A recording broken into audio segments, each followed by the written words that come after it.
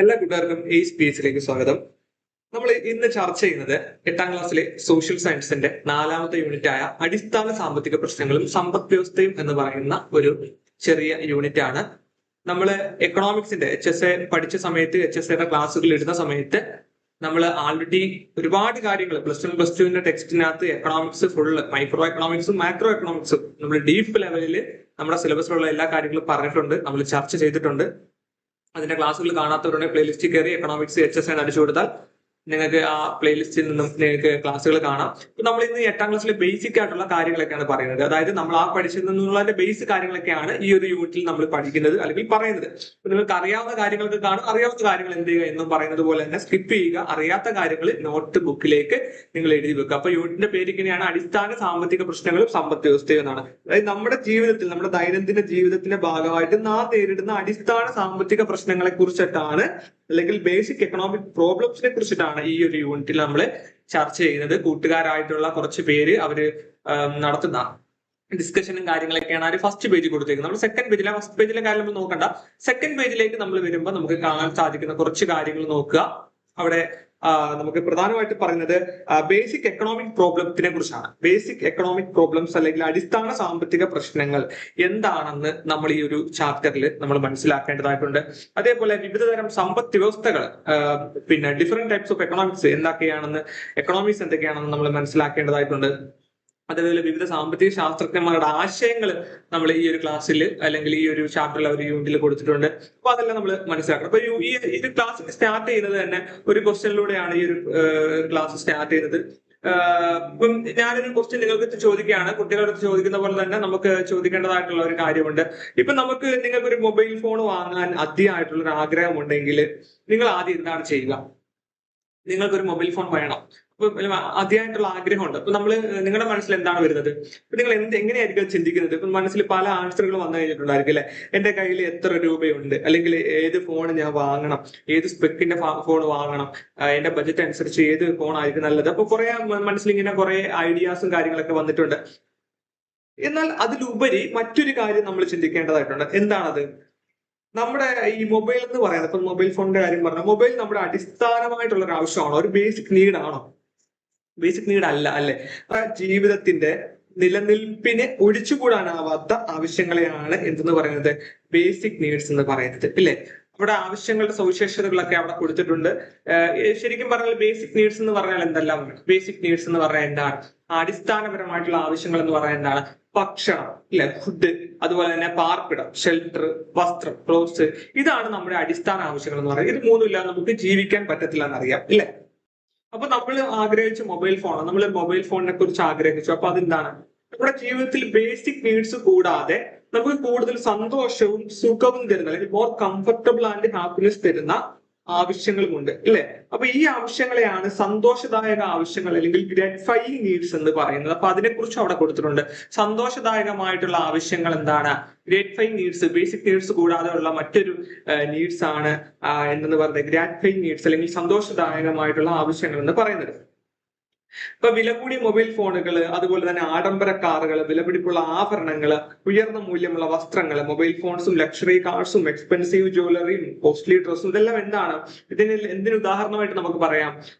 സന്തോഷദായക ആവശ്യങ്ങൾക്ക് ഉദാഹരണമായിട്ട് പറയുന്നത്, ഗ്രാറ്റിഫൈയിങ് നീഡ്സ് ആയിട്ട് നമുക്ക് അതിന് എക്സാമ്പിൾസ് ആയിട്ട് ഇതെല്ലാം പറയാൻ പറ്റും. അപ്പൊ ആവശ്യങ്ങളെ കുറിച്ച് നാം മനസ്സിലാക്കി. അപ്പൊ ആവശ്യങ്ങളുടെ സവിശേഷതകൾ അവിടെ എന്തൊക്കെയാണെന്ന് കൊടുത്തേക്ക് നോക്കി. കുറെ സവിശേഷതകൾ, ക്യാരക്ടറിസ്റ്റിക്സ് ഓഫ് നീഡ്സ് എന്തെല്ലാം അവിടെ കൊടുത്തിട്ടുണ്ട്. ഒന്നാമത്തായിട്ട് കൊടുത്തേക്ക് നോക്കി, മനുഷ്യന്റെ ആവശ്യങ്ങൾ വൈവിധ്യവും എണ്ണമറ്റതുമാണ്. കേട്ടോ, മനുഷ്യന്റെ ആവശ്യങ്ങൾ വൈവിധ്യവും എണ്ണമറ്റതുമാണ്.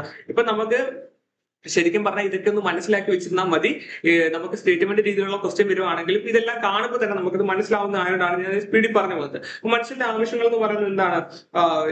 വൈവിധ്യമാണ്, അതുപോലെ തന്നെ എണ്ണമറ്റതുമാണ് നമ്മൾ പറഞ്ഞു. Human needs are diverse and innumerable. അതായത് ഓരോ മനുഷ്യന്റെ ആവശ്യങ്ങൾ വ്യത്യസ്തമാണ്, കൂടാതെ എന്തില്ല, അതിന് പരിധിയുമില്ല, അല്ലെ? അതുപോലെ രണ്ടാമത് നോക്കിയേ, ചില ആവശ്യങ്ങൾ ഒറ്റയ്ക്കും അതുപോലെ തന്നെ ചില ആവശ്യങ്ങൾ കൂട്ടായ പരിശ്രമത്തിലൂടെ നിറവേറ്റാൻ കഴിയുന്നവയാണെന്ന് അവിടെ പറയുന്നുണ്ട്. എന്ന് പറയുന്നത് some needs can be met alone and others through collective effort. അത് ഒറ്റയ്ക്ക് നിറവേറ്റാൻ സാധിക്കുന്ന ആവശ്യങ്ങളാണ് ഇതൊക്കെ എന്ന് പറയുന്നത്. ആഹാരം, വസ്ത്രം ഒക്കെ എന്താണ്? ഒറ്റയ്ക്ക് നമുക്ക് നിറവേറ്റാൻ സാധിക്കുന്നതാണ്. അതുപോലെ കൂട്ടായി നിറവേറ്റാൻ സാധിക്കുന്ന ആവശ്യങ്ങളാണ് ഇതൊക്കെ? ഗതാഗത സൗകര്യം, അതായത് ട്രാൻസ്പോർട്ടേഷൻ ഫെസിലിറ്റി, അതുപോലെ തന്നെ വാർത്താവിനിമയം, കമ്മ്യൂണിക്കേഷൻ, ഇതെല്ലാം എന്താണ് കൂട്ടായിട്ട് നിറവേറ്റാൻ സാധിക്കുന്ന ആവശ്യങ്ങളെയാണ്. അതുകൊണ്ടാണ് ഇവിടെ ചില ആവശ്യങ്ങൾ കൂട്ടായിട്ടും മറ്റു ചിലത് ഒറ്റയ്ക്ക് മാത്രമേ നിറവേറ്റാൻ സാധിക്കൂ എന്ന് പറയുന്നത്.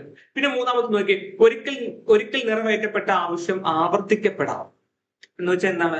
A need once fulfilled may be repeated. ആഹാരം, വസ്ത്രം തുടങ്ങിയ വീണ്ടും ആവർത്തിക്കപ്പെടുന്നതാണ് അല്ലെ. അതുപോലെ തന്നെ സമയം, സ്ഥലം, വ്യക്തികൾ എന്നിവയ്ക്കനുസരിച്ച് ആവശ്യങ്ങള് വ്യത്യസ്തമായിരിക്കും.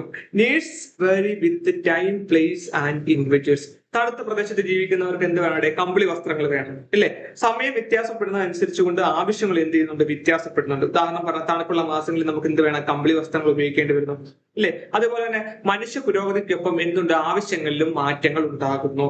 അതായത് മൊബൈൽ ഫോണിന്റെ വരവോടുകൂടി മൊബൈൽ ഫോണുകൾ ഓരോ വ്യക്തിക്കും ആവശ്യമായിട്ട് വന്നു. With human progress needs also change. പുരോഗതിക്ക് അനുസരിച്ച് കൊണ്ട് ആവശ്യങ്ങൾ എന്ത് ചെയ്യുന്നുണ്ട്? വർദ്ധിക്കുന്നുണ്ട്. എന്നാൽ ആവശ്യങ്ങൾക്കനുസരിച്ച് വിഭവങ്ങൾ വർദ്ധിക്കുന്നുണ്ടോ? വിഭവങ്ങൾ വർദ്ധിക്കുന്നില്ല. ഇതാണ് എക്കണോമിക്സിലെ അടിസ്ഥാനപരമായിട്ടുള്ള ഒരു പ്രശ്നം എന്ന് പറയുന്നത്. പിന്നെ അടിസ്ഥാനപരമായിട്ടുള്ള പ്രശ്നങ്ങളെയാണ് ഇവിടെ കൊടുത്തിട്ടുള്ളത്. അടുത്ത പേജിലോട്ട് വരുമ്പോൾ അടിസ്ഥാന സാമ്പത്തിക പ്രശ്നങ്ങൾ, ബേസിക് എക്കണോമിക്സ് പ്രോബ്ലത്തിനെ കുറിച്ചാണ് അവിടെ പറയുന്നത്. നമ്മുടെ അടിസ്ഥാന സാമ്പത്തിക പ്രശ്നങ്ങൾ എന്തെല്ലാമാണ് നമ്മുടെ കൊടുത്തിട്ടുണ്ട്? എന്ത് ഉൽപ്പാദിപ്പിക്കണം, വാട്ട് ടു പ്രൊഡ്യൂസ്, എങ്ങനെ ഉൽപ്പാദിപ്പിക്കണം, ഹൗ ടു പ്രൊഡ്യൂസ്, ആർക്ക് വേണ്ടി ഉൽപ്പാദിപ്പിക്കണം, ഫോർ ഹൂം ടു പ്രൊഡ്യൂസ്. ഇതാണ് എക്കണോമിക്സിലെ അടിസ്ഥാന സാമ്പത്തിക പ്രശ്നങ്ങൾ, ബേസിക് എക്കണോമിക് പ്രോബ്ലംസ് എന്ന് പറയുന്നത്. ഇതൊക്കെ നമ്മൾ കഴിഞ്ഞ എക്കണോമിക്സിന്റെ ക്ലാസ്സുകളൊക്കെ ഡീപ്പ് ലെവലിൽ നമ്മൾ ചർച്ച ചെയ്തിട്ടുണ്ട്. ഇപ്പൊ നമ്മൾ പറഞ്ഞു പുരോഗതിക്ക് അനുസരിച്ച് കൊണ്ട് ആവശ്യങ്ങൾ വർദ്ധിക്കുന്നുണ്ട്, മനുഷ്യന്റെ ആവശ്യങ്ങൾ വർദ്ധിക്കുന്നുണ്ട്. എന്നാൽ ആവശ്യങ്ങൾക്കനുസരിച്ച് എന്തില്ല? വിഭവങ്ങൾ വർദ്ധിക്കുന്നില്ല. അതാണ് എക്കണോമിക്സിലെ അടിസ്ഥാന പ്രോബ്ലം എന്ന് നമ്മൾ പറഞ്ഞു. അപ്പം അതിനകത്തൊരു കാര്യമുണ്ട്. നമ്മുടെ ആഗ്രഹങ്ങളാണ് എന്തൊക്കെ എന്ന് പറയുന്നത്? നല്ല ഭക്ഷണം കഴിക്കുക, നല്ല വസ്ത്രങ്ങൾ വാങ്ങുക, നല്ല വീട് വെക്കുക, നല്ല ഫോണ് വാങ്ങുക അല്ലെ, കാറ്, വിദ്യാഭ്യാസം, വിനോദം എല്ലാം നമ്മുടെ ആഗ്രഹങ്ങളാണ്. അപ്പൊ ഈ ആവശ്യങ്ങളും ഈ ആഗ്രഹങ്ങളും നിറവേറ്റാനുള്ള പണവും, അതുപോലെ പ്രകൃതി വിഭവങ്ങളായ ഭൂമി, അതിൽ നിന്ന് ലഭിക്കുന്ന വെള്ളം, ധാതുക്കള്, പിന്നെ മനുഷ്യന്റെ അധ്വാനം, യന്ത്രങ്ങൾ, ഇതെല്ലാം എന്താണ്? പരിമിതമാണ്. അപ്പൊ അതുകൊണ്ട് തന്നെ ആവശ്യങ്ങൾ നിറവേറ്റപ്പെടുന്നതിന് ഒരു മുൻഗണനാ ക്രമം ആവശ്യമായിട്ടുണ്ട് അല്ലെ. അപ്പൊ എല്ലാവരുടെയും ആവശ്യങ്ങൾ നിറവേറ്റണമെങ്കിൽ അതിനൊരു മുൻഗണനാ ക്രമമുണ്ട്. അപ്പൊ അടിസ്ഥാന ആവശ്യങ്ങൾ നിറവേറ്റുന്നതിനായിരിക്കും എന്ത് ചെയ്യുന്നത്? വ്യക്തികൾ മുൻഗണന നൽകുന്നത്. അപ്പൊ ഇത്തരത്തിൽ നമ്മുടെ ആവശ്യങ്ങൾ നിറവേറ്റാൻ വേണ്ടി നമ്മുടെ രാജ്യം എന്ത് ചെയ്യുന്നുണ്ട്? ധാരാളം സാധനങ്ങളും സേവനങ്ങളും ഒക്കെ എന്ത് ചെയ്യുന്നുണ്ട്? ഉൽപ്പാദിപ്പിക്കപ്പെടുകയും ചെയ്യുന്നുണ്ട്. അവിടെ കുട്ടികൾക്ക് ചോദിച്ചിട്ടുള്ള ഒരു ക്വസ്റ്റ്യൻ ആണ്, നിങ്ങളുടെ സ്കൂളിലെ ഉച്ചഭക്ഷണ വിതരണത്തിന് ആവശ്യമായിട്ടുള്ള പച്ചക്കറികൾ സ്കൂളിൽ നിന്ന് തന്നെ ഉൽപ്പാദിപ്പിക്കാൻ തീരുമാനിച്ചു കഴിഞ്ഞാൽ പച്ചക്കറി കൃഷിയുമായി ബന്ധപ്പെട്ട് എന്തൊക്കെ തീരുമാനങ്ങൾ എടുക്കേണ്ടി വരും, ഗ്രൂപ്പായിട്ട് നടത്തുക എന്ന് പറഞ്ഞ ക്വസ്റ്റ്യൻ കൊടുത്തിട്ടുണ്ട്. അപ്പൊ അതിനകത്ത് തന്നെ കുട്ടികളോട് ചോദിക്കാൻ പറയാം, എന്തെല്ലാം പച്ചക്കറികൾ ഉൽപ്പാദിപ്പിക്കണം അല്ലെ, what vegetables should be produced, എത്രത്തോളം അളവിൽ അത് ഉൽപ്പാദിപ്പിക്കണം, how much should be produced, അതുപോലെ തന്നെ ഗ്രോ ബാഗിലാണെങ്കിൽ എത്ര എണ്ണം വെക്കണം. അപ്പോൾ ഒരു സമൂഹമായാലും രാജ്യമായാലും ഏതൊരു സാധനം ഉൽപ്പാദിപ്പിക്കുമ്പോഴും ഇത്തരത്തിലുള്ള പല പ്രശ്നങ്ങളും ഒക്കെ എന്ത് ചെയ്യുന്നുണ്ട്? അഭിമുഖീകരിക്കേണ്ടി വരുന്നുണ്ട്. അപ്പൊ നമ്മൾ പറഞ്ഞു വരുന്നത് അടിസ്ഥാന സാമ്പത്തിക പ്രശ്നങ്ങളെ കുറിച്ചാണ്. സാധനങ്ങളെയും സേവനങ്ങളുടെയും ഉൽപാദന പ്രക്രിയയുമായി ബന്ധപ്പെട്ടുകൊണ്ട് ഒരു രാജ്യം അഭിമുഖീകരിക്കുന്ന 3 അടിസ്ഥാന സാമ്പത്തിക പ്രശ്നങ്ങളാണ് നമ്മൾ പറഞ്ഞത്. എന്ത് ഉൽപ്പാദിപ്പിക്കണം, എങ്ങനെ ഉൽപ്പാദിപ്പിക്കണം, ആർക്ക് വേണ്ടി ഉൽപ്പാദിപ്പിക്കണം എന്നത്. എന്ത് ഉൽപ്പാദിപ്പിക്കണം എന്ന് പറഞ്ഞാൽ എന്താണ്? ഒരു രാജ്യത്തെ സംബന്ധിച്ചുകൊണ്ട് നിരവധി സാധനങ്ങളും സേവനങ്ങളും ഉൽപ്പാദിപ്പിക്കേണ്ടതായിട്ടുണ്ട്. അപ്പൊ ഏതെങ്കിലും ഒരു സാധനമോ സേവനമോ കൂടുതൽ ഉൽപ്പാദിപ്പിക്കണമെന്ന് ഒരു രാജ്യം തീരുമാനിക്കുകയാണെങ്കിൽ മറ്റു സാധനങ്ങൾ ഉൽപ്പാദിപ്പിക്കാനായിട്ട് ഉപയോഗിക്കേണ്ട വിഭവങ്ങൾ എന്ത് ചെയ്യേണ്ടി വരും? അത് പരിമിതപ്പെടുത്തേണ്ടി വരും. ഉദാഹരണം നമ്മൾ പറയുകയാണെങ്കിൽ അവിടെ ഭക്ഷ്യക്ഷാമം നേരിടുന്ന ഒരു രാജ്യത്ത്, ഇപ്പം സൊമാലിയ പോലെയുള്ള ഒരു രാജ്യം, അല്ലെങ്കിൽ എന്താ പറയാ ഏതെങ്കിലും ഒരു ആഫ്രിക്കൻ കൺട്രി, അപ്പൊ മിക്ക ആഫ്രിക്കൻ കൺട്രികൾ നമ്മളെടുത്ത് പരിശോധിക്കുകയാണെങ്കിൽ അവർക്കെല്ലാം എന്തുണ്ട്? അവർക്കെല്ലാം ഈ ഭക്ഷ്യക്ഷാമം നേരിടുന്ന രാജ്യങ്ങളാണ് അല്ലെ.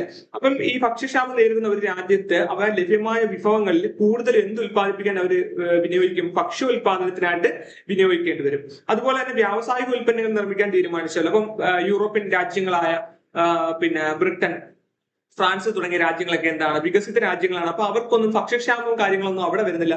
അപ്പൊ അവർക്ക് അവരുടെ വ്യവസായം കൂടുതൽ മെച്ചപ്പെടുത്താൻ വേണ്ടിയിട്ടായിരിക്കും അപ്പൊ അവർ ശ്രമിക്കുന്നത്. അപ്പം വ്യാവസായിക ഉൽപ്പന്നങ്ങൾ നിർമ്മിക്കാൻ ഒരു രാജ്യം തീരുമാനിക്കുകയാണെങ്കിൽ ഏതെല്ലാം വ്യവസായങ്ങളാണ് തുടങ്ങേണ്ടത്, എത്ര യൂണിറ്റുകൾ അവിടെ ആരംഭിക്കേണ്ടതായിട്ടുണ്ട്, പിന്നെ അതൊക്കെയാണ് അവർ തീരുമാനിക്കേണ്ടത് അല്ലെ. അപ്പൊ സമൂഹത്തിന്റെ ആവശ്യങ്ങളും രാജ്യത്ത് ഉൽപ്പാദിപ്പിക്കുന്ന ഉൽപ്പന്നങ്ങളുടെ അളവും തമ്മിൽ സന്തുലിതാവസ്ഥ കൈവരിക്കുന്ന ഒരു ഇക്വിലിബ്രിയം കൈവരിക്കുന്നതിന് വേണ്ടിയിട്ടാണ് രാജ്യം എന്ത് ചെയ്യുന്നത്? ഇത്തരം തീരുമാനങ്ങളൊക്കെ എടുക്കുന്നത്. അപ്പൊ എന്ത് ഉൽപ്പാദിപ്പിക്കണം? What to produce.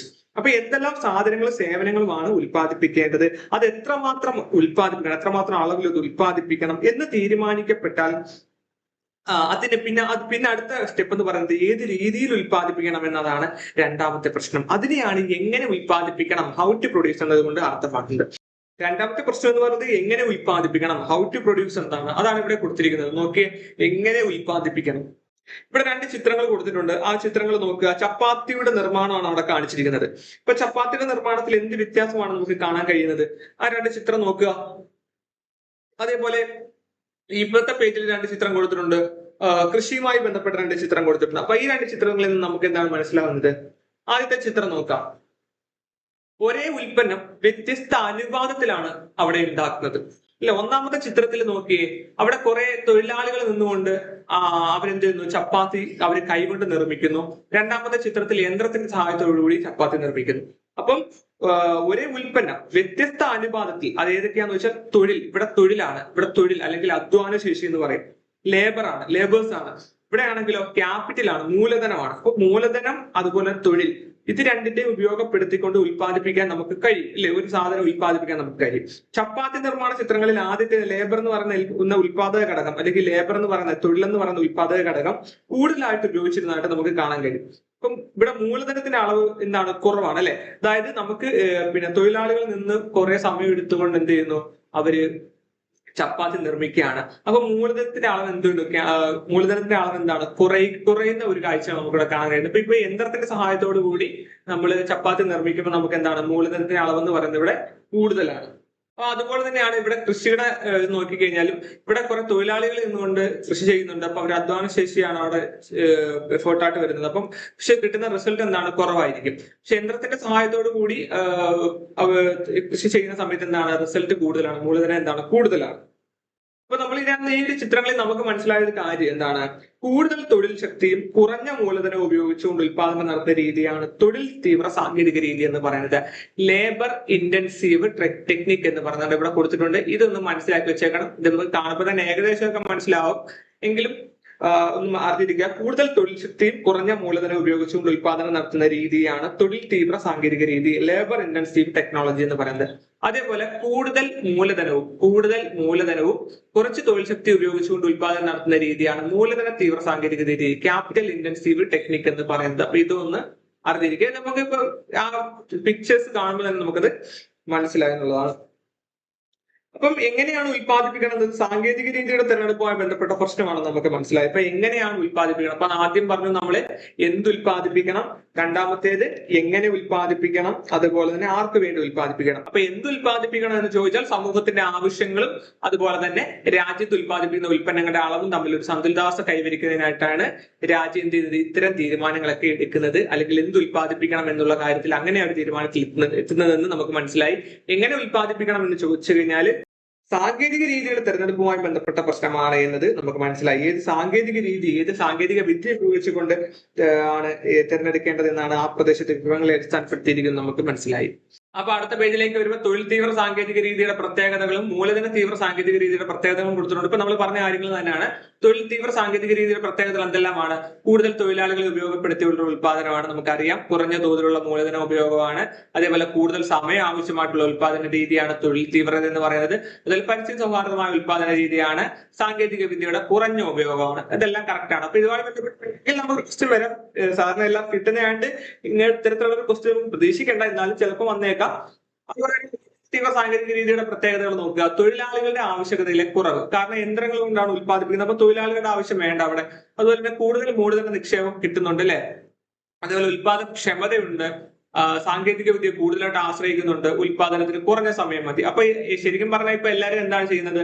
തൊഴിൽ തീവ്ര സാങ്കേതിക വിദ്യ വളരെ കുറവാണ്, അല്ലെ? ഇപ്പൊ എല്ലാവരും മൂലധന തീവ്ര സാങ്കേതിക രീതിയാണ് പിന്തുടരുന്നതെന്ന് മനസ്സിലാക്കാം. ആർക്ക് വേണ്ടി ഉൽപ്പാദിപ്പിക്കണം? For whom to produce. ഒരു സമൂഹത്തിലെ വിഭവങ്ങൾ എങ്ങനെ വിനിയോഗിക്കണം എന്നതിനെ അടിസ്ഥാനമാക്കിക്കൊണ്ടാണ് ഈ ഒരു ആർക്ക് വേണ്ടി ഉൽപ്പാദിപ്പിക്കണം എന്ന രീതിയിലേക്ക് വരുന്നത്. ജനങ്ങളുടെ ആവശ്യങ്ങൾ നിറവേറ്റപ്പെടുന്നതിന് വേണ്ടിയാകണം എന്ത് വേണ്ടത്? ഉൽപാദനങ്ങളൊക്കെ നടത്തേണ്ടത്. ഇപ്പൊ നമ്മൾ ലളിതമായിട്ട് പറയുവാണെങ്കിൽ ഒരു സമൂഹം എന്താണ് കൂടുതൽ ആവശ്യപ്പെടുന്നത്, ആർക്കാണ് അതിന് പണം മുടക്കാൻ കഴിയുക എന്നതിനെ ആശ്രയിച്ചായിരിക്കും എന്ത് ചെയ്യുന്നത്? ഉൽപാദനം നടത്തേണ്ടത്.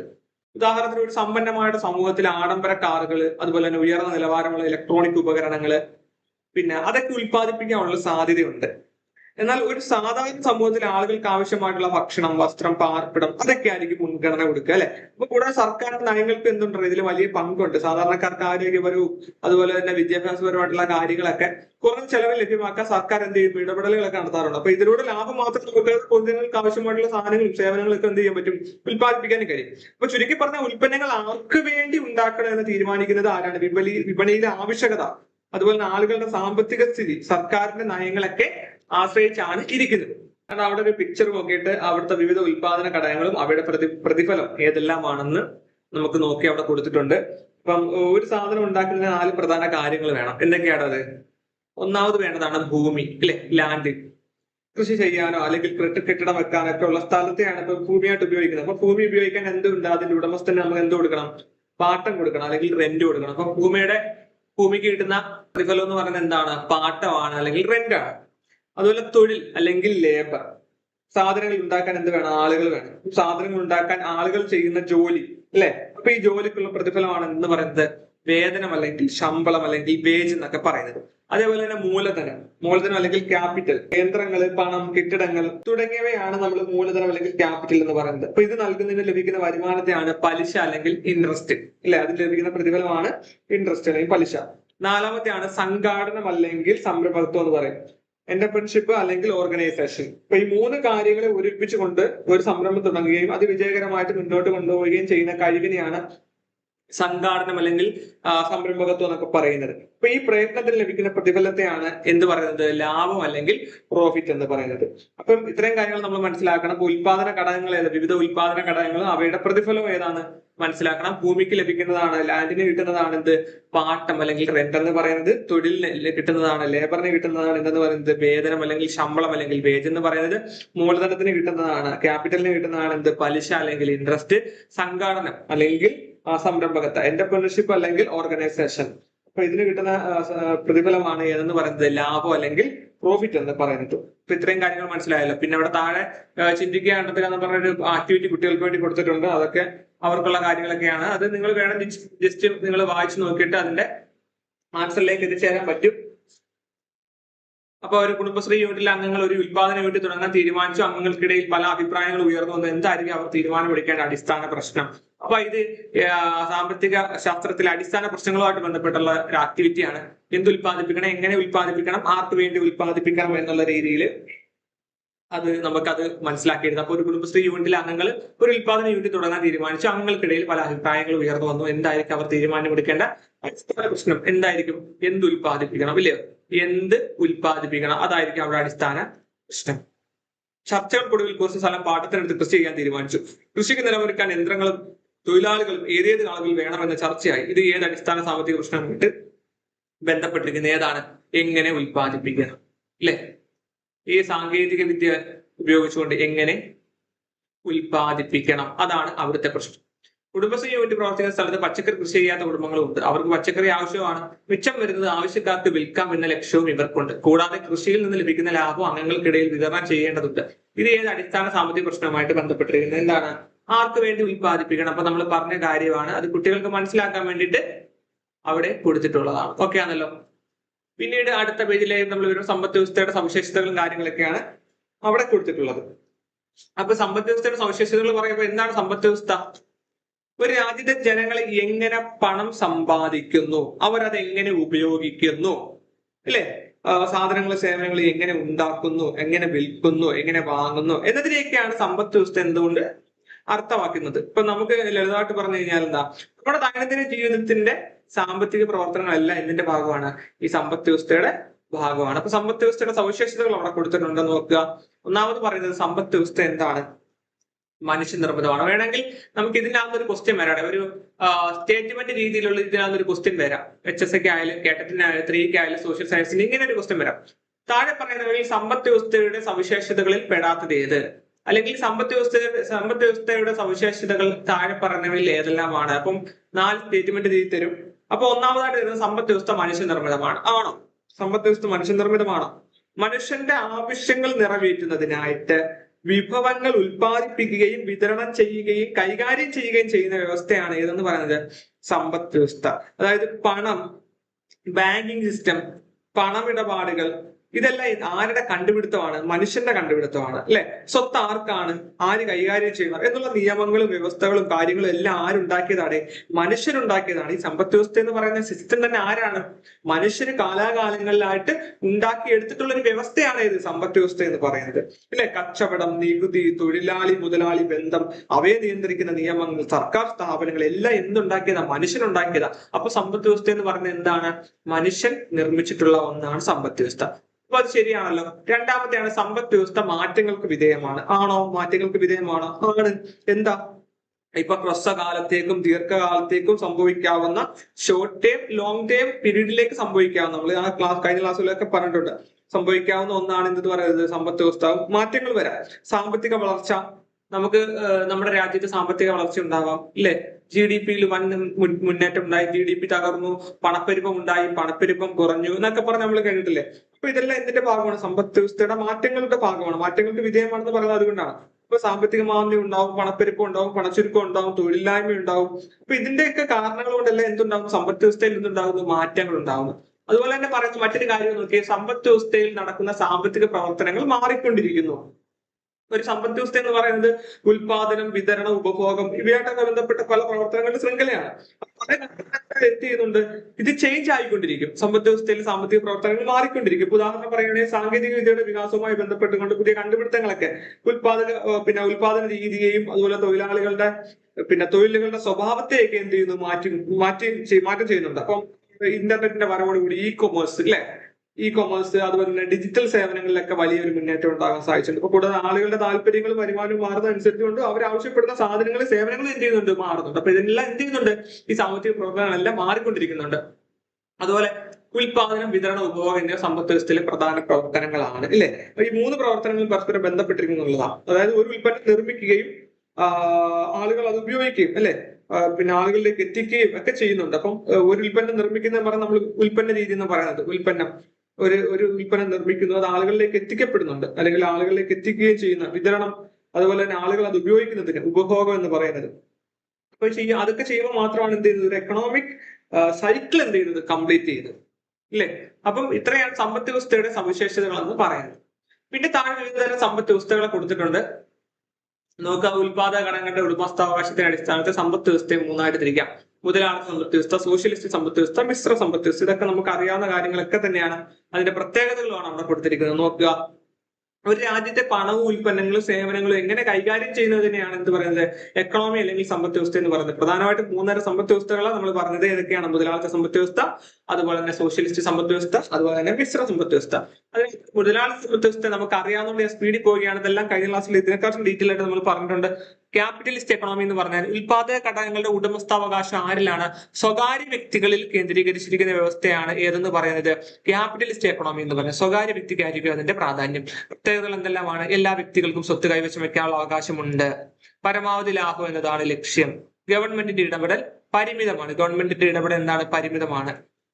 അതുപോലെ തന്നെ സ്വകാര്യ വ്യക്തികൾക്ക് ഏത് വിഭവങ്ങൾ സംഭരിക്കാനും അവ ഉപയോഗിച്ചുകൊണ്ട് ഇഷ്ടമുള്ള സാധനങ്ങൾ, സേവനങ്ങൾ ഉൽപ്പാദിപ്പിക്കാനും കഴിയും. ഉപഭോക്താവിന് വിപണിയിൽ പൂർണ്ണ സ്വാതന്ത്ര്യമുണ്ട്. ഉപഭോക്താവിന്റെ പരമാധികാരം, അതാണ് ക്യാപിറ്റലിസ്റ്റ് എക്കണോമിയുടെ പ്രധാനപ്പെട്ട മറ്റൊരു പ്രത്യേകത. വ്യവസായ സ്ഥാപനങ്ങൾ തമ്മിലുള്ള മത്സരം നിലനിൽക്കുന്നുണ്ട്. അപ്പൊ ഇത്രയാണ് നമ്മുടെ എന്താണ് മുതലാളിത്ത സമ്പദ് വ്യവസ്ഥയ്ക്ക് അല്ലെങ്കിൽ ക്യാപിറ്റലിസ്റ്റ് എക്കണോമിക്സിന്റെ പ്രത്യേകത. ഇതൊക്കെ എല്ലാവർക്കും അറിയാം. ക്യാപിറ്റലിസ്റ്റ് എക്കണോമിയൊക്കെ ഒരുപാട് തവണ ചോദിച്ചിട്ടുണ്ട്. നിങ്ങൾക്ക് അറിയാവുന്ന കാര്യങ്ങളായതുകൊണ്ട് അറിയാത്തവരുണ്ടെങ്കിൽ ഈ പ്രത്യേകതകളെല്ലാം നോട്ട് ചെയ്ത് പഠിച്ചു വെക്കുക. കാരണം ഇതെല്ലാം ഇമ്പോർട്ടന്റ് ആണ്. എന്താണ് മുതലാളിത്ത സമ്പദ് വ്യവസ്ഥ അല്ലെങ്കിൽ ക്യാപിറ്റലിസ്റ്റ് എക്കണോമി എന്നുള്ളത് വ്യക്തമായിട്ട് മനസ്സിലാക്കിയിരിക്കുന്ന അറിവില്ലാത്തവരെ സംബന്ധിച്ചിടത്തോളം ഞാൻ പറയുന്നത്. കാരണം മുതലാളിത്ത സമ്പദ് വ്യവസ്ഥ എന്ന് പറയുന്നത് എക്കണോമിക്സിന്റെ ഏറ്റവും 8ാം ക്ലാസ്സിലെ പിള്ളേർക്ക് പഠിക്കാനുള്ള കാര്യങ്ങളൊക്കെയാണ് കേട്ടോ. സ്വകാര്യ വ്യക്തികളിൽ കേന്ദ്രീകരിച്ചിരിക്കുന്ന സമ്പദ് വ്യവസ്ഥയാണ് മുതലാളിത്ത സമ്പദ് വ്യവസ്ഥ. അതിന്റെ പ്രത്യേകത എന്താണ്? എല്ലാ വ്യക്തികൾക്കും സ്വത്ത് കൈവശം വെക്കാം. പരമാവധി ലാഭമാണ് ലക്ഷ്യം. ഗവൺമെന്റിന്റെ ഇടപെടൽ എന്താണ്? പരിമിതമാണ്. അതുപോലെ സ്വകാര്യ വ്യക്തിക്ക് ഏത് വിഭവങ്ങൾ സംഭരിക്കാം. അതുപോലെ തന്നെ ഇഷ്ടമുള്ള സാധനങ്ങൾ, സേവനങ്ങൾ ഉൽപ്പാദിപ്പിക്കാം. ഉപഭോക്താവിന് വിപണിയിൽ പൂർണ്ണ സ്വാതന്ത്ര്യമുണ്ട്. വ്യവസായ സ്ഥാപനങ്ങൾ തമ്മിലുള്ള മത്സരമുണ്ട്.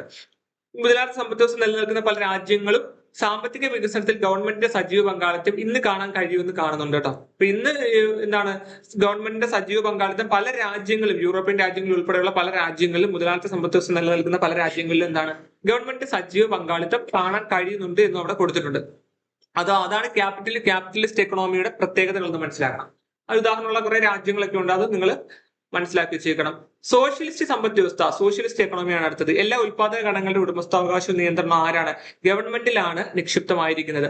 സോഷ്യലിസ്റ്റ് സമ്പദ് വ്യവസ്ഥ എന്ന് പറയുന്നത് എല്ലാ ഉടമസ്ഥാവകാശം ഗവൺമെന്റിനാണ്. ഒരു കേന്ദ്രീകൃത ആസൂത്രണ സമിതി ആയിരിക്കും സാമ്പത്തിക പ്രവർത്തനങ്ങളിലൊക്കെ തീരുമാനമെടുക്കുന്നത്. ഒരു കേന്ദ്രീകൃത സെൻട്രലൈസ്ഡ് ആസൂത്രണ സമിതി ആയിരിക്കും എന്നും നമ്മൾ മനസ്സിലാക്കേണ്ടതായിട്ടുണ്ട്. അതിന്റെ പ്രത്യേകത അവിടെ കൊടുത്തിട്ടുണ്ട്. ഉൽപാദക ഘടകങ്ങളുടെ ഉടമസ്ഥാവകാശം ഗവൺമെന്റിലാണ് നിക്ഷിപ്തം. അതുപോലെ തന്നെ സാമൂഹിക ക്ഷേമമാണ് പ്രധാന ലക്ഷ്യം. മറ്റേടത്ത് ലാഭമായിരുന്നു ലക്ഷ്യമെങ്കിൽ ഇവിടെ സാമൂഹിക ക്ഷേമമാണ് ലക്ഷ്യം. വിപണിയുടെ മേൽ ഗവൺമെന്റിന്റെ നിയന്ത്രണമുണ്ട്. അതുപോലെ വിഭവങ്ങളുടെ ലഭ്യതയും ദേശീയ ലക്ഷ്യങ്ങളും മുൻനിർത്തിക്കൊണ്ട് കേന്ദ്ര ആസൂത്രണ സമിതി വിഭവങ്ങളെ വിനിയോഗിക്കുന്നുണ്ട്.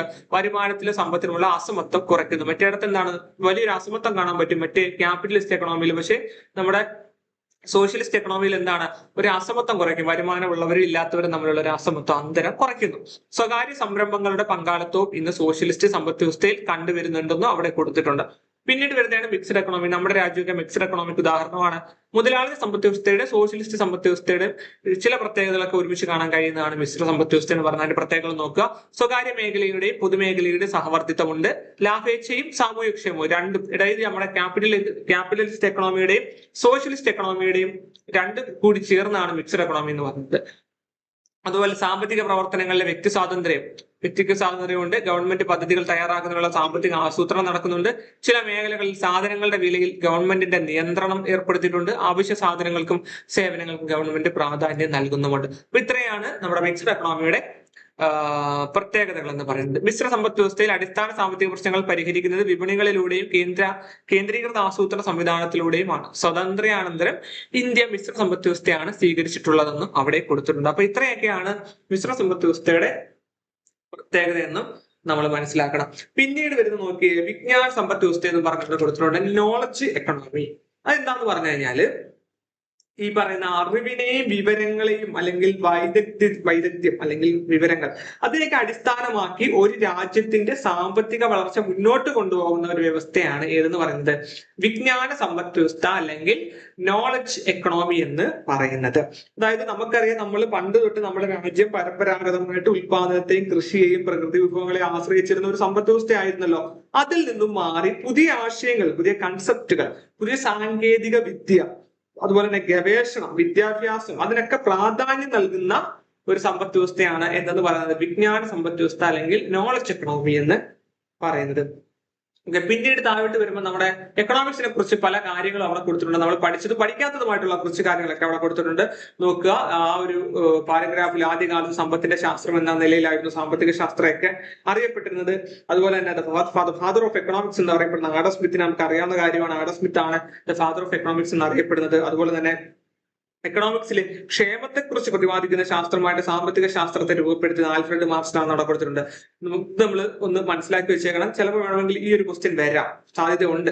ആൽഫ്രഡ് മാർഷലാണ് ക്ഷേമത്തെക്കുറിച്ച് പ്രതിപാദിക്കുന്ന ശാസ്ത്രമായിട്ട് സാമ്പത്തിക ശാസ്ത്രത്തെ രൂപപ്പെടുത്തിയിട്ടുള്ളത് എന്ന് വ്യക്തമാക്കി അവിടെ കൊടുത്തിട്ടുണ്ട്. അപ്പൊ ആൽഫ്രഡ് മാർഷൽ നിങ്ങൾ ഒരിക്കലും മറക്കല്. നമ്മുടെ ക്ഷേമത്തെക്കുറിച്ച് പ്രതിപാദിക്കുന്ന ഒരു ശാസ്ത്രമായിക്കൊണ്ട് സാമ്പത്തിക ശാസ്ത്രത്തെ രൂപപ്പെടുത്തുന്ന ആരാണ്? ആൽഫ്രഡ് മാർഷലാണ്. അതുപോലെ തന്നെ മനുഷ്യന്റെ ആവശ്യങ്ങളും പരിമിതമായ വിഭവങ്ങളും തമ്മിലുള്ള ബന്ധത്തെക്കുറിച്ച് ചർച്ച ചെയ്യുന്ന ശാഖയായിട്ട് എക്കണോമിക്സിനെ അവതരിപ്പിച്ചത് ലേണൽ റോബിൻസ് ആണെന്നും അവിടെ കൊടുത്തിട്ടുണ്ട്. Lionel Robbins. അപ്പൊ അതും പഠിക്കണം, അതും വളരെ ഇമ്പോർട്ടന്റ് ആണ്. മനുഷ്യന്റെ ആവശ്യങ്ങളും പരിമിതമായ വിഭവങ്ങളും തമ്മിലുള്ള ബന്ധത്തെക്കുറിച്ച് ചർച്ച ചെയ്യപ്പെടുന്ന ശാഖയായിട്ട് എക്കണോമിക്സിനെ അവതരിപ്പിച്ചത് ആരാണ്? ലേണൽ റോബിൻസ് ആണ്. അദ്ദേഹത്തിന്റെ സ്കേഴ്സിറ്റി ഡെഫിനിഷൻ ഒക്കെ നമ്മൾ കഴിഞ്ഞ ക്ലാസ്സിൽ എക്കണോമിക്സിനെ കുറിച്ച് പഠിച്ചപ്പോൾ നമ്മൾ മനസ്സിലാക്കിയിട്ടുണ്ട്. ഓക്കെ, അപ്പൊ പിന്നീട് നമ്മൾ അടുത്ത പേജിലേക്ക് നമ്മൾ പോകുമ്പോൾ അവിടെ ആഡം സ്മിത്തിന്റെ, ആൽഫ്രഡ് മാർഷൽ, ലേണൽ റോബിൻസിന്റെ കുറെ എക്കണോമിക്സിന്റെ ഒക്കെ എക്കണോമിക്സ് പിന്നെ അവരുടെയൊക്കെ പിക്ചേഴ്സ് ഒക്കെ അവിടെ കൊടുത്തിട്ടുണ്ട്. അതിനകത്ത് നോക്കുക, അതിനകത്ത് രണ്ട് പ്രധാനപ്പെട്ട ഡെഫിനിഷൻ നമ്മൾ കഴിഞ്ഞ ക്ലാസ്സിലും പഠിച്ചാണ്. അത് മനസ്സിലാക്കാൻ വേണ്ടി ഒന്ന് ഓർമ്മപ്പെടുത്തുകയാണ്. രണ്ട് ഡെഫിനിഷൻ ഉണ്ട്. സമ്പത്തിനെ നിയന്ത്രിക്കുന്ന നിയമങ്ങളുടെ പഠനം എന്ന് എക്കണോമിക്സിനെ വിശേഷിപ്പിച്ചത് JB സേ ആണ്. അത് ഒന്ന് മനസ്സിലാക്കി വെച്ചേക്കണം. JB സേ ഇദ്ദേഹമാണ് സമ്പത്തിനെ നിയന്ത്രിക്കുന്ന നിയമങ്ങളുടെ പഠനം എന്ന് എക്കണോമിക്സിനെ വിശേഷിപ്പിച്ചത്. സമ്പത്തിനെ നിയന്ത്രിക്കുന്ന നിയമങ്ങളുടെ പഠനം എന്ന് എക്കണോമിക്സിനെ വിശേഷിപ്പിച്ചത് JB സേ ആണ്. അതുപോലെ തന്നെ FA വാക്കർ, ഇത് ഒരു എക്കണോമിസ്റ്റ് ആണ്. FA വാക്കർ ഇദ്ദേഹം പറഞ്ഞത് സമ്പത്തുമായി ബന്ധപ്പെട്ട വിജ്ഞാന ശേഖരം എന്നാണ് എക്കണോമിക്സിനെ ഡിഫൈൻ ചെയ്തിട്ടുള്ളത്. സമ്പത്തുമായി ബന്ധപ്പെട്ട വിജ്ഞാന ശേഖരം എന്ന് എക്കണോമിക്സിനെ ഡിഫൈൻ ചെയ്ത ആരാണ്? FA വാക്കർ ആണ്. പിന്നീട് ആഡം സ്മിത്തിനെ കുറിച്ചും അവിടെ കൊടുത്തിട്ടുണ്ട്. ആഡം സ്മിത്തിനെ കുറിച്ചൊക്കെ നമ്മൾ പഠിക്കണം ഇമ്പോർട്ടന്റ് ആണ്. ആഡം സ്മിത്തിനെ കുറിച്ച് പഠിക്കുമ്പോൾ നമ്മൾ അദ്ദേഹം ഒരു ക്ലാസിക് എക്കണോമിസ്റ്റ് ആണെന്ന് മനസ്സിലാക്കണം. സാമ്പത്തിക ശാസ്ത്രത്തിലെ ക്ലാസിക് എന്നറിയപ്പെടുന്ന ഒരു ടെക്സ്റ്റ് ഉണ്ട്, nature and causes of the wealth of nation എന്ന പ്രധാനപ്പെട്ട ഒരു ടെക്സ്റ്റ് ഉണ്ട്. അത് അദ്ദേഹത്തിന്റെ ആഡം സ്മിത്തിന്റെ ആണ്. അദ്ദേഹത്തിന്റെ മറ്റൊരു തിയറി ലെസിഫയർ സിദ്ധാന്തം നമ്മൾ പഠിച്ചിട്ടുള്ളതാണ്. സാമ്പത്തിക പ്രവർത്തനങ്ങളിൽ ഗവൺമെന്റിന്റെ ഇടപെടൽ പരിമിതപ്പെടുത്തണമെന്ന്, അതുപോലെ വ്യക്തി സ്വാതന്ത്ര്യത്തിന് കൂടുതൽ പ്രാധാന്യം നൽകണമെന്നും പറയുന്ന സിദ്ധാന്തമാണ് ലെസിഫയർ സിദ്ധാന്തം.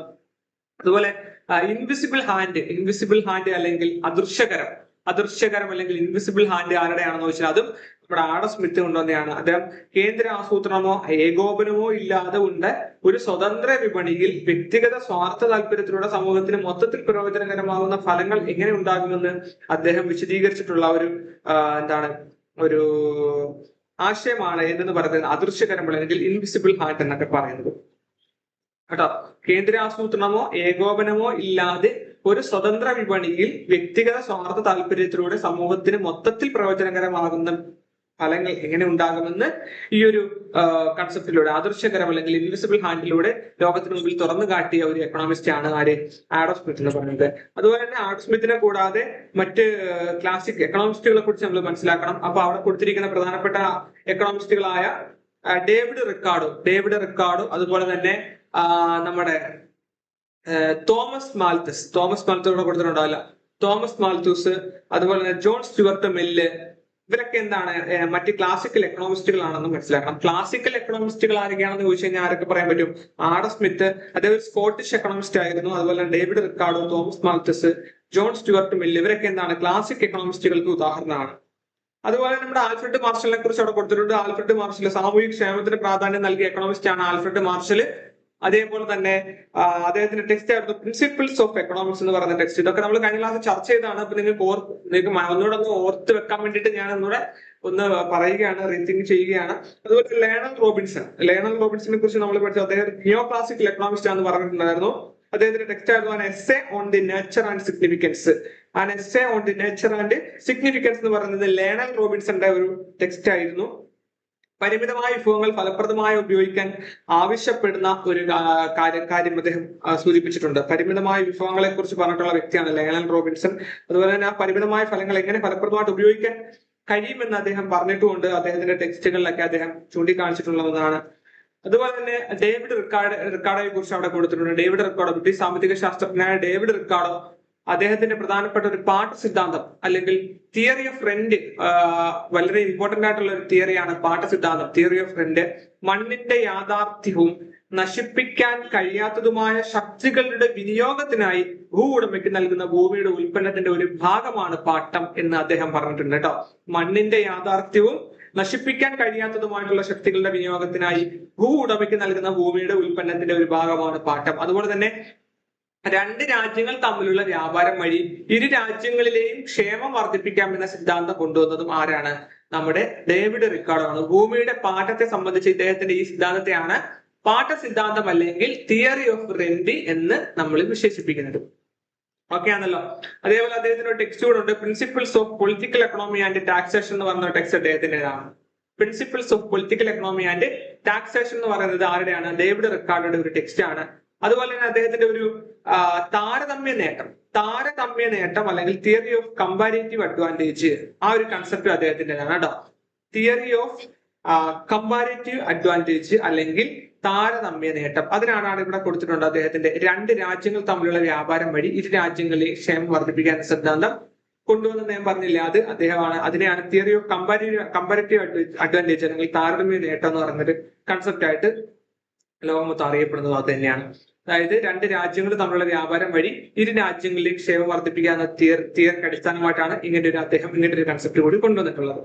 പിന്നീട് കാറൽ മാർക്സിനെ കുറിച്ച് കൊടുത്തിട്ടുണ്ട്. കാറൽ മാർക്സിന്റെ പ്രത്യേകത എന്ന് പറഞ്ഞാൽ എന്താണ്? മിച്ചമൂല്യ സിദ്ധാന്തം, തിയറി ഓഫ് സർപ്ലസ് വാല്യൂ അദ്ദേഹത്തിന്റേതാണ്. തിയറി ഓഫ് സർപ്ലസ് വാല്യൂ അല്ലെങ്കിൽ മിച്ചമൂല്യ സിദ്ധാന്തം ആരുടേതാണ്? അത് കാറൽ മാർക്സിന്റേതാണ്. അദ്ദേഹം ഒരു ജർമ്മൻ എക്കണോമിസ്റ്റ് ആയിരുന്നു, അത് മറന്നു പോകരുത്. അദ്ദേഹം ഏത് രാജ്യത്തുള്ള ആളാണ്, ഏത് രാജ്യത്തെ എക്കണോമിസ്റ്റ് ആണെന്ന് വെച്ചാൽ അദ്ദേഹം ജർമ്മൻ എക്കണോമിസ്റ്റ് ആണ്. അതുപോലെ തന്നെ തൊഴിലാളികൾക്ക് പ്രാധാന്യം നൽകിയിട്ടുള്ള വ്യക്തിയാണ് ആര്? നമ്മുടെ കാറൽ മാർക്സ് എന്ന് മനസ്സിലാക്കണം. പിന്നീട് ജെ എം കെയ്ൻസിനെ കുറിച്ച് കൊടുത്തിട്ടുണ്ട്. John Maynard Keynes. സാമ്പത്തിക മേഖലയിൽ ഗവൺമെന്റിന്റെ ഇടപെടലിനായിട്ട് വാദിച്ച വ്യക്തിയാണ് ആര്?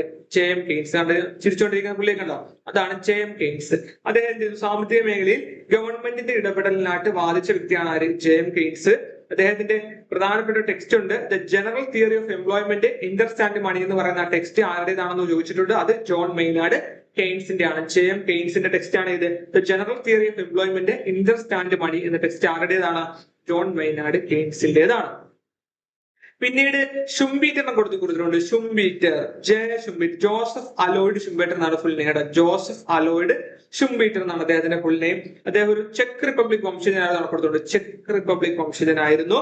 അദ്ദേഹത്തിന്റെ പ്രധാനപ്പെട്ട ടെക്സ്റ്റ് ആയിരുന്നു theory of economic development. Theory of economic development ആരുടേതാണ്? ഷുംബീറ്ററിന്റേതാണ്. അദ്ദേഹം ഒരു നിയോ ക്ലാസിക്കൽ എക്കണോമിസ്റ്റ് ആയിരുന്നു. അതേപോലെ സൃഷ്ടിപരമായ നശീകരണം കൊടുത്തിട്ടുണ്ട്, കണ്ടോ? സൃഷ്ടിപരമായ നശീകരണം, ക്രിയേറ്റീവ് ഡിസ്ട്രക്ഷൻ എന്ന കൺസെപ്റ്റ് ആരുടേതാണ്? നമ്മുടെ ഷുംബീറ്ററിന്റേതാണ്. അതായത് അദ്ദേഹം വ്യവസായങ്ങളും സാങ്കേതിക വിദ്യകളും നൂതന കണ്ടുപിടുത്തങ്ങളാൽ ഇന്നവേഷൻ, പുത്തൻ അവസരങ്ങളും വളർച്ചയും സൃഷ്ടിക്കുന്നു. എന്നാൽ നിലവിലുള്ള വ്യവസായങ്ങളും സാങ്കേതിക വിദ്യകളും നൂതന കണ്ടുപിടുത്തങ്ങളാൽ തടസ്സപ്പെടുകയും നശിക്കുകയും ചെയ്യുന്നു എന്നാണ് ഇദ്ദേഹം അഭിപ്രായപ്പെട്ടത്. ഇതിനാണ് സൃഷ്ടിപരമായ നശീകരണം അല്ലെങ്കിൽ ക്രിയേറ്റീവ് ഡിസ്ട്രക്ഷൻ കൊണ്ട് ഉദ്ദേശിക്കുന്നത്. അപ്പം ഇത് വേണമെങ്കിൽ ചോദിക്കാം, സൃഷ്ടിപരമായ നശീകരണം എന്ന കൺസെപ്റ്റ് ആരുടെ, ഏത് എക്കണോമിസ്റ്റേതാണെന്ന് ചോദിച്ചാൽ ആരുടെയാണ്? അത് ഷുംബീറ്ററിന്റെ ആണ്. അദ്ദേഹം ഒരു ചെക്ക് റിപ്പബ്ലിക് വംശജനായിരുന്നു. അതുപോലെ അദ്ദേഹത്തിന്റെ മറ്റു ടെക്സ്റ്റ് ആയിരുന്നു ഇത് തിയറി ഓഫ് എക്കണോമിക് ഡെവലപ്മെന്റ്.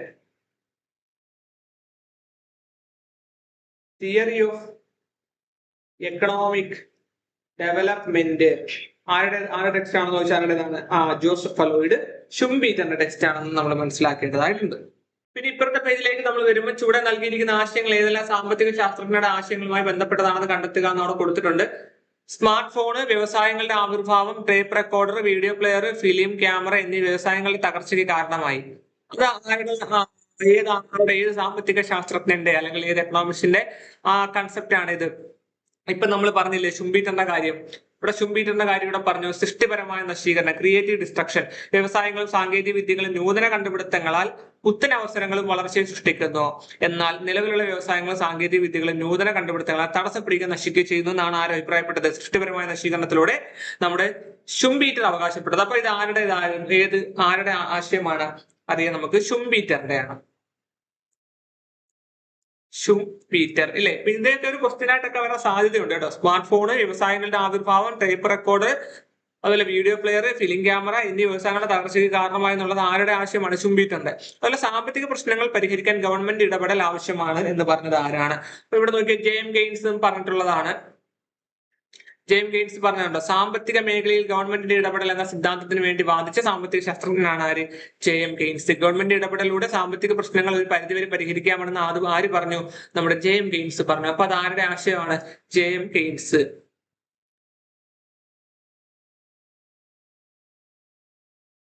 അതുപോലെ രണ്ട് രാജ്യങ്ങൾ തമ്മിലുള്ള വ്യാപാരം വഴി ഇരു രാജ്യങ്ങൾക്ക് നേട്ടം ഉണ്ടാക്കാനും ജനങ്ങളുടെ ക്ഷേമം വർദ്ധിപ്പിക്കാനും കഴിയും. ആര് പറഞ്ഞതാണ്?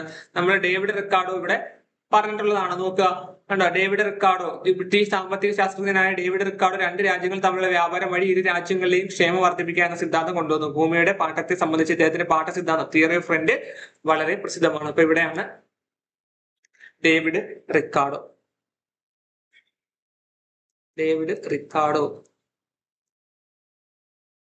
പിന്നീട് ഉൽപാദനത്തിന്റെ അടിസ്ഥാനം തൊഴിലാളികളുടെ അധ്വാനമാണെന്ന് പറഞ്ഞത് ആരാടെ? നമ്മൾ പറഞ്ഞതേ ഉള്ളൂ, കാർൽ മാർക്സ് ആണ്. Karl marks. ഇത്രയും കാര്യങ്ങളാണ് കുട്ടികൾക്ക് അവിടെ കൊടുത്തിട്ടുള്ള കാര്യങ്ങളൊക്കെയാണ് അത്. പിന്നെ നമ്മുടെ ഇന്ത്യയിലെ പ്രധാനപ്പെട്ട എക്കണോമിസ്റ്റുകളെ കുറിച്ചൊക്കെയാണ് പറയുന്നത്. ഇന്ത്യയിലെ പ്രധാനപ്പെട്ട എക്കണോമിസ്റ്റുകളെ കുറിച്ച് പറയുന്ന കൂട്ടത്തില് സാമ്പത്തിക ശാസ്ത്രത്തിൽ വികാസത്തിൽ ഇന്ത്യൻ സാമ്പത്തിക ശാസ്ത്രജ്ഞരുടെ മികച്ച സംഭാവനയൊക്കെ നൽകിയതായിട്ട് അവിടെ പറയുന്നുണ്ട്. രാജ്യത്തിന്റെ നികുതി സമ്പ്രദായം, സാമ്പത്തിക വികസനത്തിന് കാര്യക്ഷമമായിട്ടുള്ള നികുതി സമ്പ്രദായം വിഭാവനം ചെയ്ത പ്രാചീന ഇന്ത്യയിലെ ചാണക്യനെ കുറിച്ചും ചോർ സിദ്ധാന്തന്റെ ദ ഡ്രൈൻ തിയറിയുടെ ഉപജ്ഞാതാവായ ദാദാഭായ് നവറോജിയെ കുറിച്ചൊക്കെയാണ് പറയുന്നത്. ഇന്ത്യയുടെ സാമ്പത്തിക ദർശനങ്ങളെ അദ്ദേഹം ഉൾപ്പെടുത്തിയിട്ടുള്ള ഗ്രന്ഥങ്ങളായ ഹിന്ദു സ്വരാജ്, അതുപോലെ ഇന്ത്യ ഓഫ് മൈ ഡ്രീംസ് എന്നീ ടെക്സ്റ്റുകളൊക്കെ അദ്ദേഹം നമ്മുടെ സാമ്പത്തിക ദർശനങ്ങൾ, നമ്മുടെ ഗാന്ധിജിയുടെ സാമ്പത്തിക ദർശനങ്ങളൊക്കെ അടങ്ങിയിട്ടുള്ള ടെക്സ്റ്റുകളാണെന്നും അവിടെ കൊടുത്തിട്ടുണ്ട്. അപ്പൊ ക്വസ്റ്റ്യൻ വരാം, മഹാത്മാഗാന്ധിജിയുടെ സാമ്പത്തിക ദർശനങ്ങൾ അടങ്ങിയിട്ടുള്ള രണ്ട് ടെക്സ്റ്റുകൾ ഏതൊക്കെയാണെന്ന് ഹിന്ദു സ്വരാജ് ആണ്. 2 ഇന്ത്യ ഓഫ് മൈ ഡ്രീംസ് ആണ്. അത് രണ്ടും പഠിക്കണം കേട്ടോ. ഹിന്ദു സ്വരാജും ഇന്ത്യ ഓഫ് മൈ ഡ്രീംസും. ഇതിനകത്ത് രണ്ടിനകത്തും ഗാന്ധിജി എന്ത് ചെയ്യുന്നുണ്ട്, സാമ്പത്തിക ദർശനങ്ങളൊക്കെ കൊടുത്തിട്ടുണ്ട്. പിന്നീട് ഗാന്ധിജിയുടെ സാമ്പത്തിക ചിന്തകൾ നോക്കുക. അവിടെ കൊടുത്തിട്ട് നമുക്ക് അറിയാവുന്നതൊക്കെയാണ് സ്വയം പര്യാപ്തത, വികേന്ദ്രീകരണം എന്നിവയിൽ അധിഷ്ഠിതമായ സമ്പദ് വ്യവസ്ഥയാണ് ഗാന്ധിജി വിഭാവനം ചെയ്തത്. നമുക്കറിയാം സ്വയം പര്യാപ്തത, വികേന്ദ്രീകരണം. അതുപോലെ തന്നെ പ്രാദേശികമായി തൊഴിലവസരങ്ങൾ വർദ്ധിപ്പിക്കാൻ ഗ്രാമീണ വ്യവസായങ്ങളെ പരിപോഷിപ്പിക്കേണ്ടതുണ്ട്. ഗ്രാമീണ വ്യവസായങ്ങൾക്ക് പ്രാധാന്യം, കുടിൽ വ്യവസായങ്ങൾക്കൊക്കെ പ്രാധാന്യം കൊടുത്തു എന്നൊക്കെ നമ്മൾ പഠിച്ചിട്ടുണ്ട്. പ്രാദേശികമായി ഉൽപ്പാദിപ്പിക്കുന്ന സാധനങ്ങളുടെ വിപണനത്തിനായി പ്രാദേശിക വിപണികൾ വിലപ്പെടുത്തുക എന്നും അദ്ദേഹത്തിന്റെ സാമ്പത്തിക ചിന്തകളാണ്. പ്രാദേശിക വിപണികൾ പ്രാദേശിക വിപണികൾ വിപുലപ്പെടുത്തുക. അതുപോലെ സാമൂഹിക നീതി ഉറപ്പാക്കാനായി സാമ്പത്തിക അസമത്വം ലഘൂകരിക്കണം. സാമ്പത്തിക അസമത്വം എന്ത് ചെയ്യണം, ലഘൂകരിക്കണമെന്നും അദ്ദേഹത്തിന്റെ സാമ്പത്തിക ചിന്തകളാണ്. വേണമെങ്കിൽ ഇതും നമുക്കൊരു സ്റ്റേറ്റ്മെന്റ് രീതിയിലുള്ള ക്വസ്റ്റ്യൻ ആയിട്ട് വരാം. പിന്നീട് അടുത്ത പേജിലേക്ക് പോകുമ്പോൾ സാമ്പത്തിക ശാസ്ത്രത്തിൽ നൊബേൽ സമ്മാനം ലഭിച്ച ആദ്യ ഇന്ത്യൻ സാമ്പത്തിക ശാസ്ത്രജ്ഞനാണ് അമർത്യ കുമാർ സെൻ. നമ്മൾ അമർത്യ സെൻ എന്ന് പറയുന്ന അമർത്യ കുമാർ സെന്നിനെ കുറിച്ചാണ് അവിടെ കൊടുത്തിട്ടുള്ളത്. നമുക്ക് അറിയാവുന്ന കാര്യമാണ്. സാമ്പത്തിക ശാസ്ത്രത്തിൽ നൊബേൽ സമ്മാനം ലഭിച്ച ആദ്യ ഇന്ത്യക്കാരനാണ് നമ്മുടെ അമർത്യ കുമാർ സെൻ എന്ന് പറയുന്നത്. അദ്ദേഹം കൂടുതൽ പ്രാധാന്യം കൊടുത്തത് എന്തിനാണ്, ക്ഷേമ സാമ്പത്തിക ശാസ്ത്രത്തിനാണ്. ക്ഷേമ സാമ്പത്തിക ശാസ്ത്രത്തിന്, വെൽഫെയർ എക്കണോമിക്സിനാണ്, അതിന്റെ സംഭാവനകൾക്കാണ് എന്ത് ചെയ്തത്, അദ്ദേഹത്തിന് 1998 നൊബേൽ കിട്ടുന്നത്. ഇതെല്ലാം ചോദിച്ചിട്ടുണ്ട്. ഇത് 3 ചോദിച്ചിട്ടുള്ള ക്വസ്റ്റ്യൻ ആണ്. നമുക്ക് ഒന്നാമത്തെ കാര്യം എന്ന് പറയുന്നത് എക്കണോമിക്സിൽ ഇന്ത്യയിൽ ആദ്യമായിട്ട് നൊബേൽ കിട്ടിയത് ആർക്കാണെന്ന് ചോദിച്ചിട്ടുണ്ട്. അത് ആർക്കാണ്, അമർത്യ സെന്നിനാണ്. അദ്ദേഹത്തിന്റെ ഏത് മേഖലയ്ക്കാണെന്ന് ചോദിച്ചാൽ അദ്ദേഹത്തിന്റെ ക്ഷേമ സാമ്പത്തിക ശാസ്ത്രം അല്ലെങ്കിൽ വെൽഫെയർ എക്കണോമിക്സിനാണ്. അതിന്റെ മികച്ച സംഭാവനകൾക്കാണ് നൊബേൽ കിട്ടിയിട്ടുണ്ടായിരുന്നത്. അത് ഏത് വർഷവും ചോദിച്ചിട്ടുണ്ട്, 1998. പിന്നീട് അദ്ദേഹത്തിന്റെ ചിന്തകൾ, അദ്ദേഹത്തിന്റെ ക്ഷേമ സാമ്പത്തിക ശാസ്ത്ര ചിന്തകൾ അവിടെ കൊടുത്തിട്ടുണ്ട്. അതും വേണമെങ്കിൽ നമുക്ക് ചോദിക്കാം. സാമ്പത്തിക പുരോഗതി കൈവരിക്കാൻ വിദ്യാഭ്യാസം, ആരോഗ്യ സംരക്ഷണം, സാമൂഹിക നീതി എന്നിവയ്ക്ക് ഊന്നൽ നൽകണമെന്നത് പ്രധാനപ്പെട്ട അദ്ദേഹത്തിന്റെ ഒരു ക്ഷേമ സാമ്പത്തിക ശാസ്ത്ര ചിന്തയാണ്. സാമ്പത്തിക പുരോഗതി കൈവരിക്കാൻ എന്ത് വേണം, വിദ്യാഭ്യാസം വേണം. അതുപോലെ ആരോഗ്യ സംരക്ഷണം ഉറപ്പാക്കണം, സാമൂഹിക നീതി ഉറപ്പാക്കണം. രണ്ടാമത്തേത് പറയുന്നത് ലിംഗസമത്വം, സ്ത്രീ ശാക്തീകരണം എന്നിവ രാജ്യ പുരോഗതിക്ക് അനിവാര്യമാണെന്ന് അദ്ദേഹം പറയുന്നുണ്ട്. ലിംഗസമത്വം, സ്ത്രീ ശാക്തീകരണം എന്നിവ രാജ്യ പുരോഗതിക്ക് അനിവാര്യമാണ്. അതേപോലെ സാമ്പത്തിക വികസനം വിലയിരുത്തേണ്ടത് അത് മനുഷ്യാവകാശങ്ങളിലും സ്വാതന്ത്ര്യത്തിലും ചെലുത്തുന്ന സ്വാധീനത്തിന്റെ അടിസ്ഥാനത്തിലാവണം. സാമ്പത്തിക വികസനം വിലയിരുത്തേണ്ടത് എങ്ങനെയാണ്, അത് മനുഷ്യാവകാശങ്ങളിലും. അതാണ് നമ്മൾ വെൽഫെയർ എക്കണോമിക്സ്, ക്ഷേമ സാമ്പത്തിക ശാസ്ത്രത്തെ കുറിച്ച് പറയുന്നത്. മനുഷ്യാവകാശങ്ങളിലും സ്വാതന്ത്ര്യത്തിലും ചെലുത്തുന്ന സ്വാധീനത്തിന്റെ അടിസ്ഥാനത്തിലാണ് സാമ്പത്തിക വികസനം വിലയിരുത്തേണ്ടത്. ഇത് 3 ആരുടെ ചിന്തകളാണ്, സാമ്പത്തിക ശാസ്ത്ര ചിന്തകളാണ്. നമ്മുടെ അമർത്യ കുമാർ സെന്നിന്റെ ക്ഷേമ സാമ്പത്തിക ശാസ്ത്ര ചിന്തകളാണ് ഇത് 3. അപ്പൊ ഇത് വേണമെങ്കിൽ നമുക്കൊരു ക്വസ്റ്റ്യൻ വരാം. അമർത്യ കുമാർ സെന്നിന്റെ അല്ലെങ്കിൽ അമർത്യ സെന്നിന്റെ ക്ഷേമ സാമ്പത്തിക ശാസ്ത്ര ചിന്തകളുമായി ബന്ധപ്പെട്ട പ്രസ്താവനകളിൽ ശരിയായത് ഏതെന്ന് നമുക്കൊരു ക്വസ്റ്റ്യൻ വരാം. അപ്പൊ ഇത് പഠിക്കണം. അത് 3 പോയിന്റ് ആണ്. സാമ്പത്തിക പുരോഗതി കൈവരിക്കാൻ വിദ്യാഭ്യാസത്തിനും ആരോഗ്യ സംരക്ഷണത്തിനും സാമൂഹിക നീതിക്ക് ഊന്നൽ നൽകി. അതുപോലെ തന്നെ ലിംഗസമത്വവും സ്ത്രീ ശാക്തീകരണവും, അതുപോലെ തന്നെ സാമ്പത്തിക വികസനം വിലയിരുത്തേണ്ടത് മനുഷ്യാവകാശവും സ്വാതന്ത്ര്യം. ഇത് 3 നമ്മൾ പഠിച്ചു കഴിഞ്ഞാൽ നമുക്ക് എന്ത് കിട്ടും, ആ ഒരു അമർത്യ കുമാർ സെന്നിന്റെ അദ്ദേഹത്തിന്റെ ക്ഷേമ സാമ്പത്തിക ചിന്തകൾ നമുക്ക് മനസ്സിലാവും. വിദ്യാഭ്യാസവും ആരോഗ്യവും, അതുപോലെ സാമൂഹിക നീതിയും, ലിംഗസമത്വവും, സ്ത്രീ ശാക്തീകരണവും, അതുപോലെ തന്നെ മനുഷ്യാവകാശങ്ങളിലും അതുപോലെ സ്വാതന്ത്ര്യത്തിൽ ചെലുത്തുന്ന സ്വാധീനം. ഇത്രയും കാര്യങ്ങൾ നമ്മൾ നോട്ട് ചെയ്ത് വെച്ചാൽ മതി. പിന്നീട് വരുമ്പോൾ ആഗോള ദാരിദ്ര്യ നിർമ്മാർജ്ജനത്തിലുള്ള പരീക്ഷണാത്മക സമീപനം വിഭാവനം ചെയ്തതിന് 2019 എക്കണോമിക്സ് നോബൽ കിട്ടിയ നമ്മുടെ ഇന്ത്യൻ വംശജനായ അമേരിക്കൻ സാമ്പത്തിക ശാസ്ത്രജ്ഞനായിരുന്നു അഭിജിത്ത് വിനായക് ബാനർജി. ഇത് നമ്മൾ അന്നത്തെ കറണ്ട് അഫെയർ ആയിട്ടൊക്കെ പഠിച്ചിട്ടുണ്ടായിരുന്നു. അഭിജിത്ത് വിനായക് ബാനർജി 2019 നമുക്ക് നമ്മുടെ ഇന്ത്യയിൽ വംശജനായിരുന്നു അദ്ദേഹം. ഇപ്പോൾ അമേരിക്കയിലാണ് അദ്ദേഹം ജീവിക്കുന്നത്. അപ്പൊ ആഗോള ദാരിദ്ര്യ നിർമ്മാർജ്ജനത്തിനുള്ള പരീക്ഷണാത്മക സമീപനം വിഭാവനം ചെയ്തിട്ടാണ് അദ്ദേഹത്തിന് എന്ത് കിട്ടിയത്, നൊബേൽ കിട്ടിയത്. എന്തിനാ വേണ്ടിയിട്ടാണ്, ആഗോള ദാരിദ്ര്യ നിർമ്മാർജ്ജനത്തിനുള്ള പരീക്ഷണാത്മക സമീപനം വിഭാവനം ചെയ്തതിനാണ് 2019 എക്കണോമിക്സിനുള്ള നൊബേൽ കിട്ടിയത്. ഇന്ത്യൻ വംശജനാണ്, അമേരിക്കൻ സാമ്പത്തിക ശാസ്ത്രജ്ഞനാണ് അദ്ദേഹം, അഭിജിത്ത് വിനായക് ബാനർജി. അദ്ദേഹത്തിന് മറ്റു 2 പേർ കൂടെയാണ് അദ്ദേഹത്തിന് കിട്ടിയത്. മറ്റു 2 പേർ കൂടെ കിട്ടിയിട്ടുണ്ടായിരുന്നു, എസ്തർ ഡുഫ്ലോയും മൈക്കൽ ക്രൈമർ. ആ പേര് 2 കൂടെ ഒന്ന് പഠിച്ചു വെച്ചേക്കുക, ടെക്സ്റ്റ് പറഞ്ഞേക്കുന്നതുകൊണ്ട് ഇമ്പോർട്ടന്റ് ആണ്. എസ്തർ ഡുഫ്ലോയും മൈക്കൽ ക്രൈമറും, ഇവർക്കൊപ്പമാണ് അദ്ദേഹം എന്ത് ചെയ്തത്, അഭിജിത്ത് വിനായക് ബാനർജിക്കും എന്ത് കിട്ടിയത്, നൊബേൽ കിട്ടിയിട്ടുണ്ടായിരുന്നത്. പിന്നീട് നമ്മുടെ ഇന്ത്യയിലെ പ്രധാനപ്പെട്ട ചില സാമ്പത്തിക ശാസ്ത്രജ്ഞന്മാരും അവരുടെ എന്താണ് ചിന്തകളും അവിടെ ഒരു ട്രീക്കകത്ത് കൊടുത്തിട്ടുണ്ട്. അത് കുട്ടികൾക്ക് കണ്ടെത്താൻ വേണ്ടിയാണ് ചാണക്യനെ കൊടുത്തേക്ക് നോക്കുക. കാര്യക്ഷമമായിട്ടുള്ള നികുതി സമ്പ്രദായം കൊണ്ടുവന്ന വ്യക്തിയാണ് ചാണക്യൻ. ദാദാഭായ് നവറോജി നമുക്ക് എന്ത് എഴുതാം? ഇവിടെ ചോർച്ചാ സിദ്ധാന്തം എഴുതാം അല്ലെ? ചോർച്ചാ സിദ്ധാന്തം നമുക്ക് എഴുതാൻ പറ്റും. സ്വയം പര്യാപ്തത അതുപോലെ തന്നെ വികേന്ദ്രീകരണം, ഇതാരുടെ സാമ്പത്തിക ചിന്തയാന്ന് നമ്മൾ പറഞ്ഞു. സ്വയം പര്യാപ്തതയും വികേന്ദ്രീകരണവും നോക്കിയേ, ഇവിടെ നോക്കുക, ഗാന്ധിജിയുടെ സാമ്പത്തിക ചിന്തകളിനകത്ത് വരുന്നതാണ് സ്വയം പര്യാപ്തതയും വികേന്ദ്രീകരണവും. ഇത് രണ്ട് ഇമ്പോർട്ടന്റ് ആണ് കേട്ടോ. ഇത് രണ്ട് ഗാന്ധിജിയുടെ സാമ്പത്തിക ചിന്തകളാണ്. അപ്പൊ നമുക്ക് ഇവിടെ ആരുടെ എഴുതാം? ഗാന്ധിജി എന്ന് എഴുതിക്കൂടാനോ? ഗാന്ധി അപ്പൂപ്പൻ. ഇവിടെ സ്വയം പര്യാപ്തത, വികേന്ദ്രീകരണം. പിന്നീട് അമർത്യകുമാർ സെന്നിന്റെ, നമുക്ക് ഇവിടെ എന്തോ എഴുതാൻ പറ്റും? അമർത്യകുമാർ സെന്നിന്റെ ക്ഷേമ സാമ്പത്തിക ശാസ്ത്രം അല്ലെ? ക്ഷേമം ഉണ്ടോ? അദ്ദേഹം വെൽഫെയർ എക്കണോമിസ്റ്റ് നമ്മൾ പറഞ്ഞ അമർത്യകുമാർ സെന്ന്. പിന്നീട് അടുത്ത കൊടുത്തേക്ക് ദാരിദ്ര്യ നിർമ്മാർജ്ജനം. ആരുടെയാണ്? ദാരിദ്ര്യ നിർമ്മാർജ്ജനം. അപ്പൊ നമ്മൾ പറഞ്ഞ ഇയാളുടെ ഈ പുള്ളിയിലെ അഭിജിത്ത് വിനായക് ബാനർജി. അപ്പം ദാരിദ്ര്യ നിർമ്മാർജ്ജനത്തിൽ നമുക്ക് അവിടെ എഴുതാൻ പറ്റും. അപ്പൊ ഇത്രയും കാര്യങ്ങളൊക്കെയാണ് ഈ ഒരു ചാപ്റ്ററിൽ നമുക്ക് പഠിക്കാനുള്ളത്. അപ്പം അടിസ്ഥാന സാമ്പത്തിക പ്രശ്നങ്ങളും സമ്പദ് വ്യവസ്ഥയെന്നും പറയുന്ന ഈ ഒരു യൂണിറ്റ്. അപ്പൊ ഇത്രയും കാര്യങ്ങളാണ് അതിലൊരു പ്രധാനപ്പെട്ട കാര്യങ്ങൾ എന്നൊക്കെ പറയുന്നത്. അപ്പൊ ഈ ഒരു ക്ലാസ് നിങ്ങൾക്ക് പ്രയോജനമായിട്ടുണ്ടെന്ന് ഞാൻ വിശ്വസിക്കുകയാണ്. അങ്ങനെയാണെങ്കിൽ നിങ്ങൾ കമന്റ് ചെയ്യുക, മറ്റു കൂട്ടുകാരിലേക്കൊക്കെ ഷെയർ ചെയ്ത് കൊടുക്കുക. ആദ്യമായിട്ട് കാണുന്നവരുടെ സബ്സ്ക്രൈബ് ചെയ്യുക. അടുത്ത യൂണിറ്റുമായിട്ട് നമുക്ക് വീണ്ടും അടുത്ത ക്ലാസ്സിൽ കണ്ടുമുട്ടാം.